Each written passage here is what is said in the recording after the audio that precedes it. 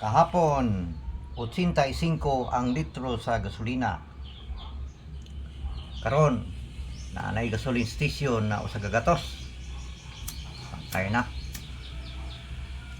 Kaigit na tayo ni. Sobra pa sa igit ang atong magiyan ning kalakiha. Wala gigihimo ang atong gobyerno in taon nga para dili ba tasan ba kay imposible pod og nahurot na pod ang atong supply sa gasolina. Pila ra ni kaadlaw ning giraha sa Iran ngano inanay naman katas ani na kuan naman sila, nalingaw naman gid sila ining impeachment ni Sara. Kini sila no, dili gini sila mohunong sa wala na ginighimo gining tarong ni mga tuwa na dapat hindi nato ibuto ni karong sunod na eleksyon. Kay may bala na to ni kinsa ni mga buangon wala na gid sila ilang gihimo gyud kana, nalingaw na lang gid sila anang impeachment ni Sara kay tungod kay nahadlok na gid sila nga makalingkod si Sara.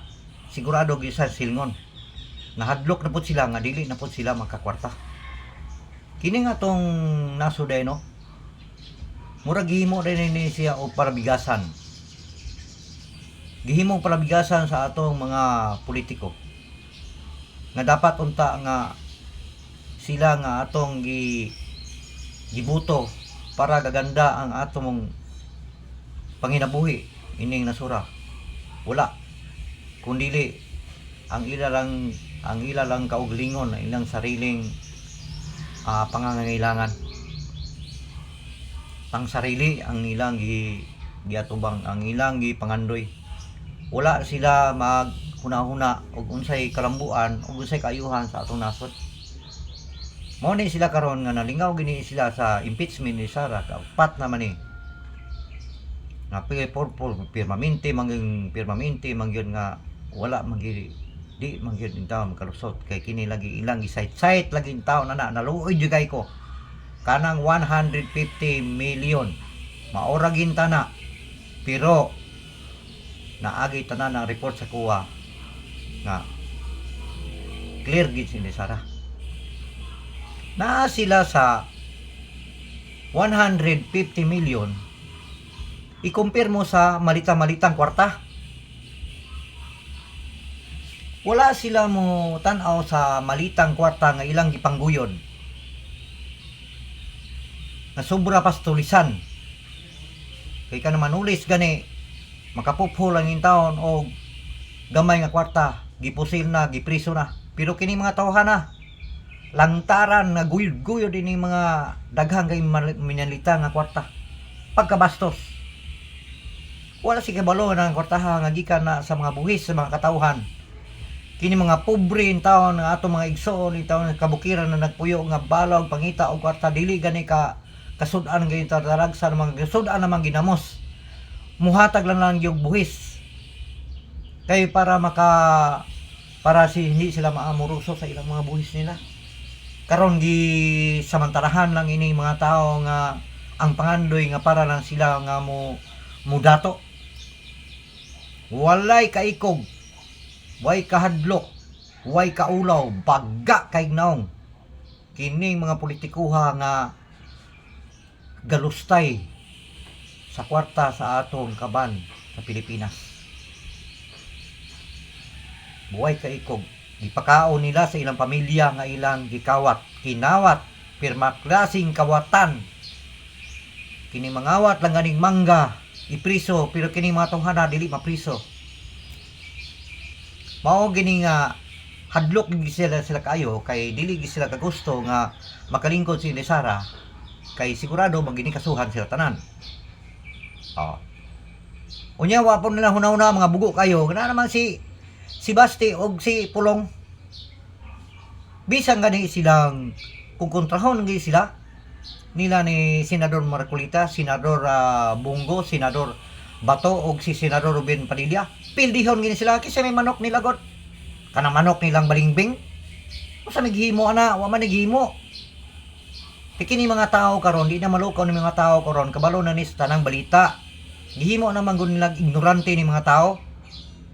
Ang ilang una-una mga 1960s pa, 1970s nga wala pa yung mga cellphone, karon puro na di cellphone. Puro na mga vlogger ang mga tao karon. Puro na nagtan-aw sa social media. Wala nila una-una ana. Dapat po noon yon nga mapriso gi sila. Panagutan nila ang kanilang kasalanan. Kay grabe ang ilang himo.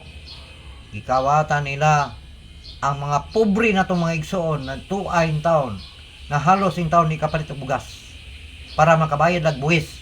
Karon ilang gilustay-lustay. Ilang gipang gasto-gasto, gipalit ng mga sakyanan, gipalit ng mga dagkong gagapahimo mga dagkong mga balay diha sa mga guwapong mga lugar diha sa sa Luzon. Wala na wa sila maikaw gana. Dapat unta na kining atong nasod ay may parusang kamatayan para maparusahan ginigbitay ning mga tawhana. Hindi naman ako sa politika, pero kami lahat, halos lahat ang Pilipino ay nakahibalo.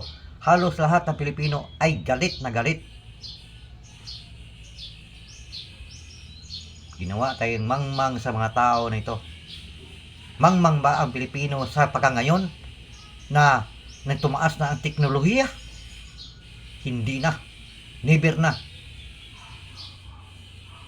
Sige, i-impeach niyo si Inday. Tingnan natin. Mas lalo lang na mapamahal ang taong bayan kang Inday Sara.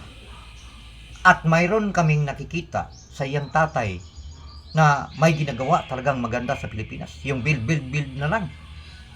Yung kapanahon ng build na yan, kapanahon ni President Duterte, gisabayan pa nag-COVID. Ngano pa man ginakapahimo pa man siya. Gisabayan pag yung COVID ha. Grabe ang sakuna ang nahitabo itong paglingkod ni Duterte sa pagka-presidente ni Pangulo ning atong nasod. Pero ngano pa man yun, nakasurvive pa man yun, nakapahimo pag siya build. Sus, tanawa ra gyud nang iyang gipanghimo. Nya gisayt-sayt ninyo anang EJK na mayroon diya nga gibayaran di ay na EJK pati hilakan akong video. Pati hilakan nag-aburod ning tawhana. Ang aya pong asawa gibayaran, ningong nga gipatay ang iyang bana. Karon buhi ang bana og hilak-hilak ang bana. Nga mo ni gihimo. Kakuha ninyo na. Kay dako kay ninyo na panagutan ngayong darating na year 2018. Daghang salamat.